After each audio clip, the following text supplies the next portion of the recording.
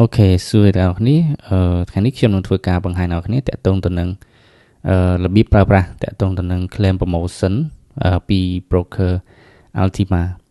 អញ្ចឹងបើសិនអ្នកនេះបង្កើតគណនីហើយអាចធ្វើការ log in ណាខ្ញុំនិយាយករណីយើងបានបង្កើត account ហើយយើងចូលមកគឺពាក្យថា log in នៅក្នុង website ហើយខ្ញុំនឹងបង្ហាញអ្នកនេះនៅក្នុងApp Store ថាតាក់ទង app នេះយើងប្រម៉ូចូល claim អីបើខ្ញុំបង្ហាញតាក់ទងទៅនឹងនៅក្នុង website សិនអញ្ចឹងទី1អ្នកគ្នាត្រូវតែ log in ជាមួយនឹង account អ្នកគ្នាបានបង្កើតហើយអញ្ចឹងខ្ញុំសុំ log in សិនដោយសារមុនហ្នឹងខ្ញុំបង្កើត account ហើយអូខេខ្ញុំបានផាននេះហើយ yes ខ្ញុំវាយ password អូខេ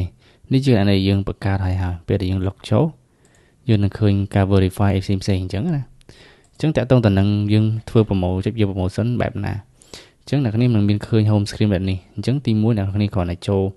មកកាន់ពាក្យ promotion បន្ទាប់មកវានឹងមាន option ច្រើនតាក់ទងទៅនឹងនេះគឺbonus ណាវានឹងផុត deadline ដូចជាខ្ទង់ចុងឆ្នាំនេះហើយអញ្ចឹងយើងធ្វើការ opt in ហ្នឹងមកនោះវានឹងធ្វើការ deposit ឲ្យយើង minimum 50រៀលហើយនៅក្នុង broker នេះហើយមួយទៀតវានឹងធ្វើការឲ្យ bonus ទៅយើងអញ្ចឹងរកការ deposit ដំបូងវានឹងឲ្យ bonus យើងរហូតដល់7.50% នោះអញ្ចឹង promotion ទី2យើងមានអានេះមួយទៀតតាក់ទងទៅនឹងដែល popular សំខាន់ហ្នឹងវា deadline ដូចខ្ទង់ថ្ងៃ26ខែ1ឆ្នាំពាក់កណ្ដាលឆ្នាំក្រោយអញ្ចឹង extra នេះយើងអាចធ្វើការចុច click កន្លែងហ្នឹងទៅហើយពី opt in now ហ្នឹងទៅយើងនឹងទទួលបាន bonus extra បានថាអ្នកនរគ្នា trade ប្រចាំថ្ងៃចំណេញឧទាហរណ៍$10អញ្ចឹងវានឹងបាន 1% ហ្នឹងហើយវានឹងធ្វើការឲ្យមកយើងរៀងរាល់ព្រឹកសម្រាប់ broker នេះអញ្ចឹងណា promotion នេះគឺតាក់ទងទៅនឹងព្រួយ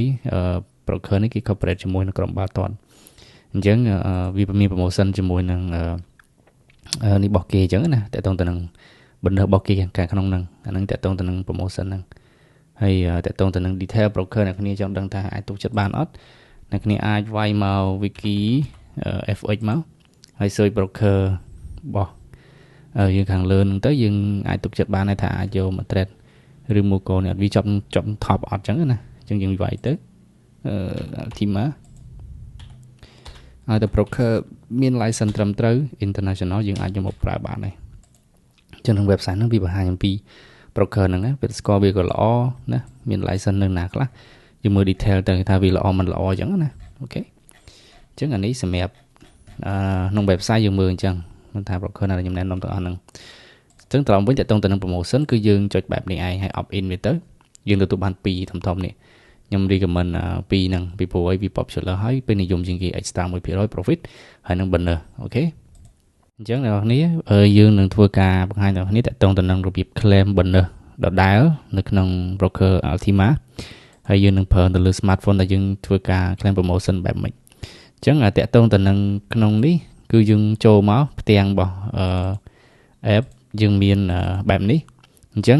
ទី1អ្នកគ្នាចុចមើលក្នុងនេះមានពាក្យថា promotion អញ្ចឹងពាក្យ promotion ហ្នឹងវាមានតទៅ bonus អញ្ចឹងបាន bonus មិញគឺយើងបាន claim ឲ្យអស់ហើយ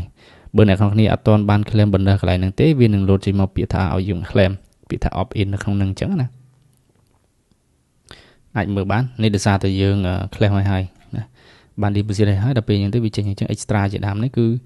ដូចគ្នាដែរណាយើងមានការ claim ឲ្យហើយដល់ពេលអញ្ចឹងវាលោតចេញអស់ហើយ claim បានខ្លះអញ្ចឹងទៅអញ្ចឹងនៅក្នុង app ដូចគ្នាដែរយើង claim បែបហ្នឹងអញ្ចឹងណាតើតទៅក្នុង broker មួយនេះអូខេខ្ញុំមានប៉ុណ្ណឹងសម្រាប់ក្នុងការណែនាំអ្នកគ្នាសម្រាប់ការ claim bonus ពី broker មួយនេះ